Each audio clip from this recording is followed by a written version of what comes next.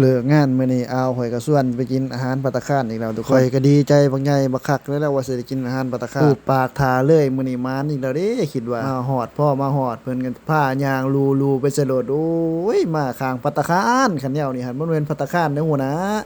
มาร้านเก่าร้านเดิมมาลุยสวนที่เก่าเว้าลายยายห่างเพิ่นลูใส่โลดแล้วนี่เอาบ่ได้เอาหยังหลายดอกเฮ็ดคือซื่อๆถือกระโตกใหญ่ๆนี่ไม้ปิ้งคนละไม้สองไม้ที่แท้ๆอันเพิ่นนำข้าวเหนียวกับผักเข้ามาแต่เทื่อจนเจ้าของร้านเขาอยากกินผักหลายต้นหอมนี่ครึ่งโลเพิ่นเฮ็ดเอาโอ้กินหลายส่ำใดเพิ่นก็บ่ว่าดอกเว้าหยอกเราซื่อๆน่ะ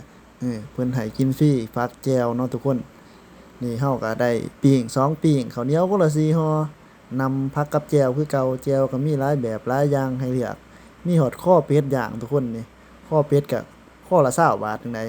ผักแก้มก็สิมีผักกะเดาผักบัวผักซี่